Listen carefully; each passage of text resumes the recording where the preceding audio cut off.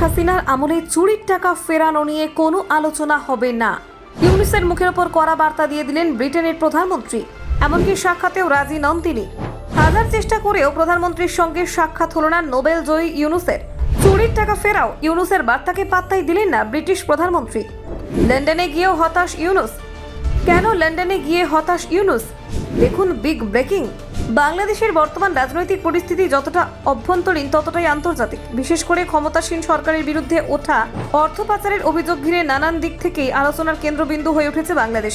এই প্রেক্ষাপটে অন্তর্বর্তী সরকারের প্রধান উপদেষ্টা হিসেবে পরিচিত নোবেল জয়ী মোহাম্মদ ইউনুসের সাম্প্রতিক ব্রিটেন সফর এবং ব্রিটিশ প্রধানমন্ত্রী কিয়ের স্টারমারের সঙ্গে তার সাক্ষাৎ না হওয়া একটি তাৎপর্যপূর্ণ কূটনৈতিক পর্ব। যুক্তরাজ্যের প্রভাবশালী সংবাদপত্র ফিনান্সিয়াল টাইমসের প্রতিবেদন অনুযায়ী মোহাম্মদ ইউনুস নিজে জানিয়েছেন যে তিনি কিয়ের স্টারমারের সঙ্গে সরাসরি কোনো সাক্ষাৎ পাননি। যদিও তার এই সফরের অন্যতম উদ্দেশ্য ছিল বাংলাদেশ থেকে দুর্নীতির মাধ্যমে পাচার হওয়া বিপুল পরিমাণ অর্থ ফিরিয়ে আনার ব্যাপারে ব্রিটেন সরকারের সহযোগিতা অর্জন করা, কিন্তু সেই উদ্দেশ্য বাস্তবায়িত হয়নি। বরং স্টারমার তার সঙ্গে সাক্ষাৎ করতে এখনও রাজি হননি বলে ইউনুস জানিয়েছেন। বাংলাদেশ থেকে বিদেশে অর্থ পাচারের অভিযোগ নতুন কিছু নয়।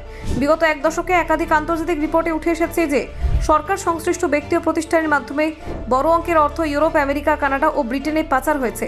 এইসব টাকা বৈধ নয় বলে ধারণা করা হয় এবং ইউনুস সহ অন্তর্বর্তী সরকার পক্ষ দাবি করছে যে এই অর্থ জনগণের, যা দুর্নীতির মাধ্যমে বিদেশে পৌঁছেছে।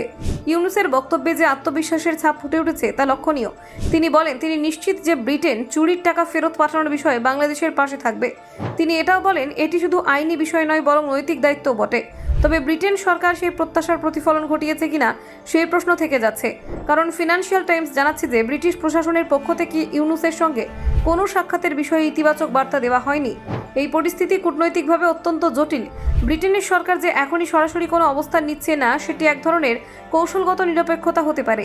কারণ একদিকে তারা বাংলাদেশের সঙ্গে দীর্ঘদিনের বাণিজ্যিক ও কৌশলগত সম্পর্ক বজায় রাখতে চায়, অন্যদিকে এক নোবেল জয়ীর নেতৃত্বে গঠিত একটি অন্তর্বর্তী সরকারের দাবিকে একেবারে উপেক্ষা করতেও পারছে না।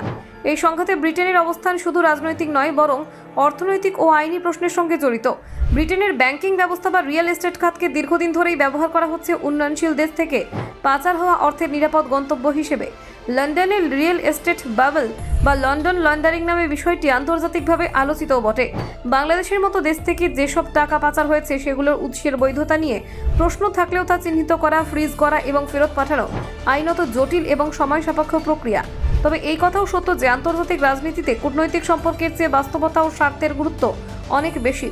ব্রিটেন হয়তো এখনই চায় না যে বাংলাদেশ সরকারের বিরুদ্ধে প্রকাশ্যে কোনো অবস্থান নিক, কারণ এতে বর্তমান ক্ষমতাসীন দলের সঙ্গে তাদের দ্বিপাক্ষিক সম্পর্ক ক্ষতিগ্রস্ত হতে পারে।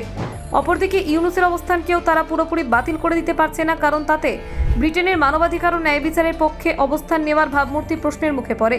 Bureau report, Bangla digital TV.